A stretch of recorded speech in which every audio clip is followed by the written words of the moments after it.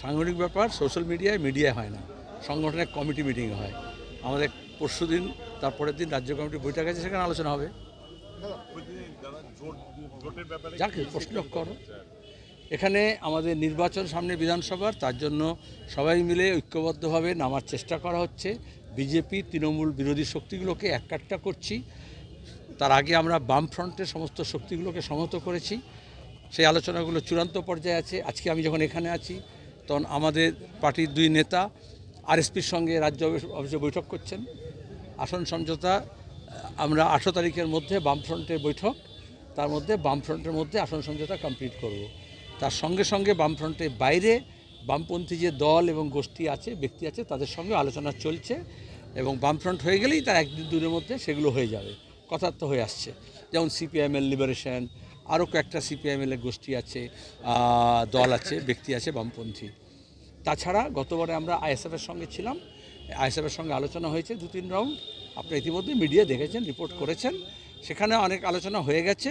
এখন 5-6টা আসন নিয়ে বাম অন্যান্য শরিকদের সঙ্গে কথা শেষ হলে তবে তাদের সঙ্গে সেগুলো ফাইনাল হবে।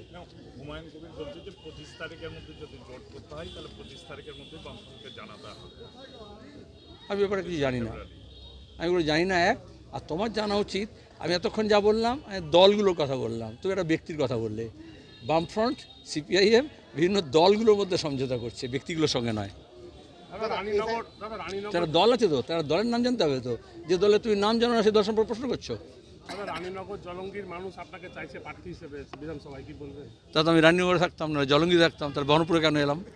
আমাকে গোটা রাজ্যের মানুষ বামফ্রন্টকে চাইছে এবং বামফ্রন্ট ঐক্যবদ্ধভাবে লড়াই করার প্রস্তুতি নিচ্ছে।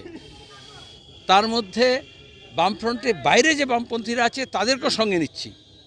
আমি আগেও বলেছি, আমরা কাঁথা সেলাই করছি।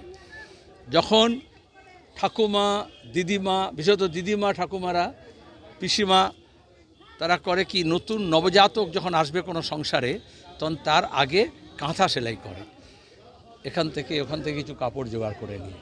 সুতরাং আমি নবজাতক না, আমি কাঁথা সেলাই করছি, যাতে যে নবজাতক এই বাংলার দায়িত্ব নেবে, যে সরকার বেকারদের। পশ্চিমবঙ্গের উত্তর 24 পরগনা জেলার বনগাঁ এলাকায় সুধীর কর্মকার কলেজ অব এডুকেশন এক স্বনামধন্য এবং অতি উল্লেখযোগ্য শিক্ষণ মহাবিদ্যালয়।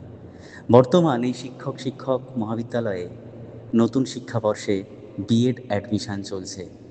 তাই বিএড অ্যাডমিশান নেওয়ার বিষয়ে যে সমস্ত শিক্ষার্থীরা আগ্রহী তারা অতি সত্বর কলেজের অফিসে এসে যোগাযোগ করবেন। আমাদের কলেজের ঠিকানা গোপালনগর, চরচালকি, বনগাঁ, উত্তর 24 পরগনা। পিন নম্বর 743235।